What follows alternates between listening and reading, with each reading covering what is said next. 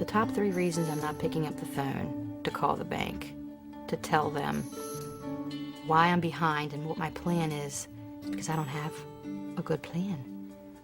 A lot of homeowners are very weary when they get phone calls from the lender or from somebody representing the lender who's calling about, they're falling behind on their mortgage.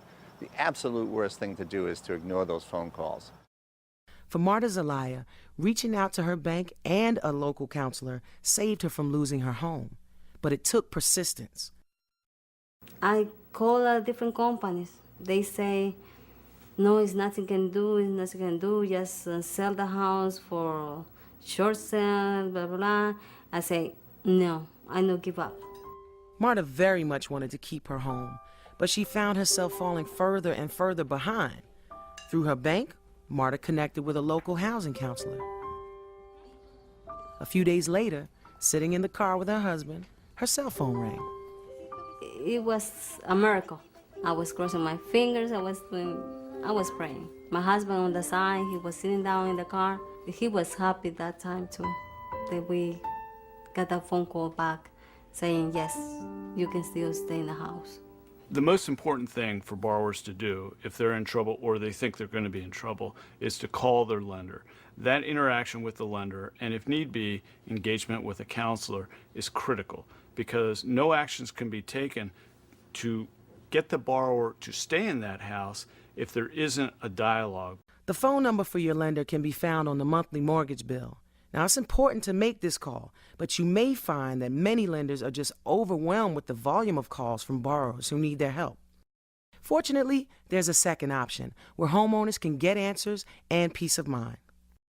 What we have found is that many individuals, many families, like to turn to the services of a nonprofit counseling service provider who can work through their financial situation, help get their arms around that particular situation, figure out what kinds of payments that family or individual really can afford long term, and then work out a solution that can be taken on behalf of that borrower to the servicer. When we called our lender up and they said they're going to send off a foreclosure letter, that's when we knew we was in trouble. We really needed help and we needed it fast. Melvin and Leslie have a big mortgage, and their budget got interrupted by an unnecessary expense and a loss of income to combine. And they just, once you fall behind, it's a big payment each month. It's hard to catch up.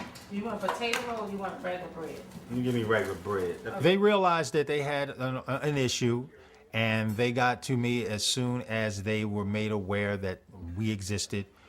They called the hotline, the state's hotline. They communicated with us. We worked on a budget, and we communicated with their servicer and developed a repayment plan and got their loan modified, and now they're back on track. Housing counselors are available free of charge in nearly every community across the country, or from the national toll-free hotline established by the Homeownership Preservation Foundation. It's a telephone number that if I, as a troubled borrower, call that number any time of the day or night, any weekday, weekend, Christmas Day, anytime, there will be a trained, qualified counselor on the other end of that phone line ready to help.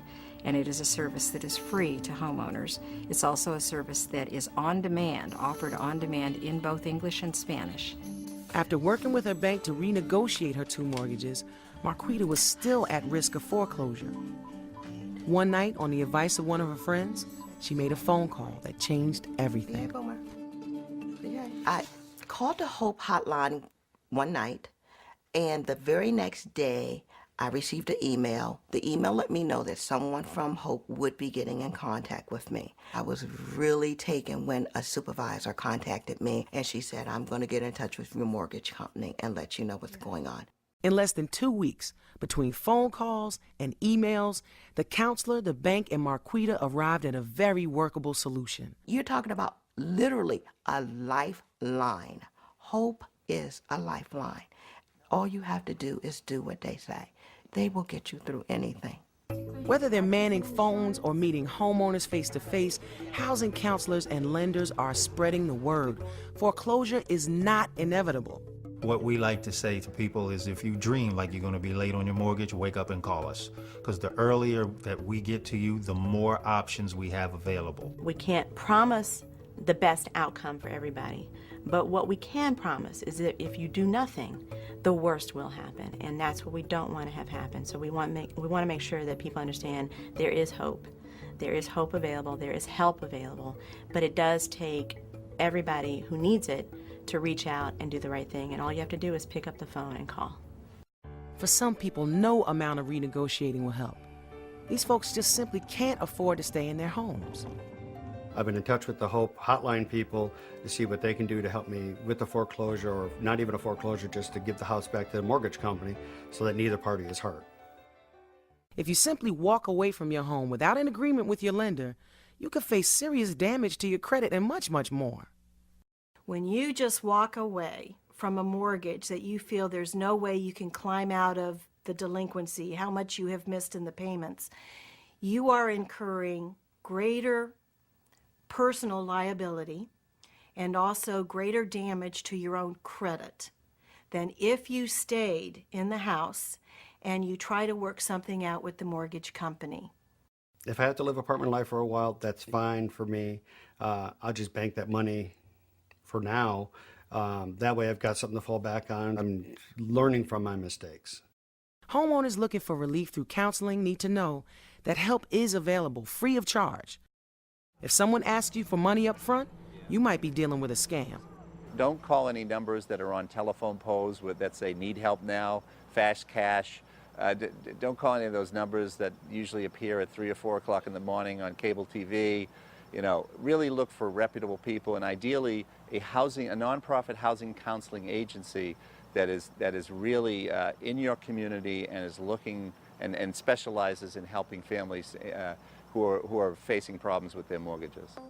You don't have to live in a situation of fear and intimidation and shame, not knowing where to turn. There are people available that you can talk to, that you can trust, that will do everything they can to work out your situation, but you can't wait. You can't stay stuck in fear. You've got to take action and call and reach out and ask for help. And I'm telling a lot of people, don't leave the house. Don't give up. Fight for the house. You shouldn't be ashamed to try to save your home, no matter what you do, because you got to provide. When you got youngins, you don't have the option. You got to have a roof over their head. So for me, there was no option. I had to get help, or either that or be homeless. In your darkest hour, you can reach out and make a difference in whether or not you can stay in that home and preserve that asset, that dream for you and your family.